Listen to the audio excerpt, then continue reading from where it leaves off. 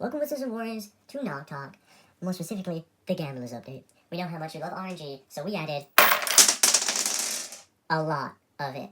Stay tuned for the 8 new cards, 3 reworked cards, and a few slight changes I think you're going to love.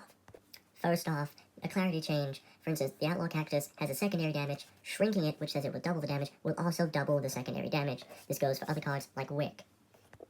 The Potion of Snakes and the Bees card are getting slight changes in how they work. Now they work in cycles, so only at the end of my turns will the poison be activating. One last thing before the new changes is that if you were to run out of cards, so if my card dies, if I have no cards on deck, I'm allowed to play 1 troop or land card for free without using a turn, which means in this scenario I then have 2 more goes, so I could attack and play a spell, and that would end my go. This also works with Ejector Seed. If I Ejector Seed, it's my only card on deck. Technically, I have no cards, so I would be allowed to play a card for free, then get my other turn. Starting with the changes, Professional Goblin has gone from 3 damage to 4 damage to make it a little bit better. The Time Glass is getting a little bit of clarification. It will only undo one opponent's last 2 moves. It will not undo passive abilities. Looking at something like this, if I shrunk Medusa, then deal damage, that would be 2 moves. So when they play the Time Glass, they would undo the Shrink Potion and the damage dealt.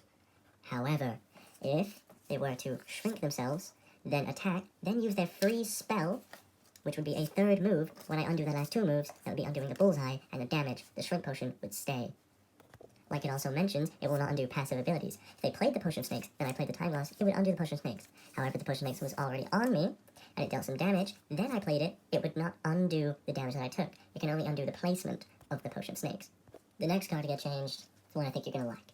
The Cushion Blow is finally being reworked. It is now a permanent spell. You'll play it on a card, and anytime that card gets attacked, you will roll a dice and block that much damage. In this scenario, if I was to play on the Elemental Flytrap, when he gets attacked with 4 damage, I would roll 1 dice, I blocked 5 of the damage, therefore I took no damage. If we try again, they would hit me with 4 damage, Cushion Blow, blocks, 4 damage. However, of course, Poison Scope, which guarantees its hits, means that the Cushion Blow would have no effect, and therefore it would not be able to block anything that has a scope. Cushion Blow literally blocks anything, so if they played a Thunderstorm, each of the 3 stages would all have to get rolled for and block that much damage from their attack. Now time for the 8 new cards that are coming to NOG. Kicking off the Gamblers Update, we have the Lucky Clover. 8 HP, it is a land card. While on deck, coin flips or dice rolls can be retaken, but only 1 per turn, along with the extra ability that if you ever roll a 1 or a 2, then you're allowed to roll a 2nd dice and add it to your first one. Showing off the Lucky Clover, I have the dice in the Lucky Clover against the fly. I'm going to roll a dice, I get a 2. And because I got a 2, it means I'm allowed to roll a 2nd dice and add that to my damage. So only a second 2, that's still more than 2. So I'm going to go and attack the fly. I roll a tails once, and a heads the 2nd time. Of course, that is a miss, but with the Lucky Clover, I'm allowed to re-flip 1 coin or re-roll 1 dice. So that first tails, I'm going to re-flip and get a heads, which means my 4 damage did hit the fly. The next card coming is the Robo Crow. With 5 HP, you'll have to roll a dice and choose whether or not you want to deal as damage to any card or heal any of your cards. Looking here, of course, I have the Robo Crow. I'll roll the dice, see how much it is. It's only a 1. That's not a lot of damage, so I might choose to heal my teammate instead. The next time I attack, I might roll a 6. That's a lot of damage, but it could also be a lot of HP, so I'm going to heal myself to keep me alive. Next up, No IP, 9 HP, 6 damage, but its ability is that it can't choose where to attack. You have to roll a dice and count across the number of the value, and that is the card that it will end up attacking. Looking here, No IP versus 3 cards. I don't get to choose who to attack, so I have to roll the dice. I got a 5, so I count across 1, 2, 3, and if it ever goes over, you go back to start. 4, 5. My damage will be directed to the Spider Gladiator. I'll also try again on my next turn. I roll a 3. 1, 2, 3. My damage will go to the Cuckoo Clock. And next, we have the Gambler's Dream, a 1 lifespan spell. You'll place it on any card and roll 2 dice, and for every 1 point above 7, you will gain 1 HP, but every 1 point below 7, you'll lose 1 HP. If I was to play on my Deputy Goblin has 5 HP. I then take my 2 dice, I roll them, I rolled a 5. That is 2 points below 7, so I'd lose 2 HP. In a different scenario where I didn't roll that, I roll a 9. 9 is 2 points above a 7, therefore I gain 2 HP. You can also play this card on your enemy's cards and hope for a low number, like a 4, which is 3 points below 7, therefore their card would take 3 damage. Next up, the Casino's Choice, a 1 lifespan spell. You'll play on any card you like, and you will choose how much damage you want them to lose. But every 1 damage they lose, they gain 2 HP. You cannot set a card to lower than 1 damage. In this scenario, I could play Casino's Choice on the Rusty Wizard and choose how much damage I'd like to remove, which in turn is how much HP I'm going to gain. In this scenario, I choose 2 damage to lose, which would gain me 4 HP. I mean 8 HP with 4 damage. Or I could play it onto the 3 bears. Their highest damage is 7 damage. Therefore, I could remove 6 of it, which would be for all of them, which would gain them 12 HP, but all their attacks have -6 damage. You cannot play it on the Volcano because the Volcano is already on 1 damage, therefore you can't remove the damage. You're not allowed to set a card's damage to 0. Next up, a very fun card, the Slot Machine with 6 HP. At the end of your turn, flip 3 coins.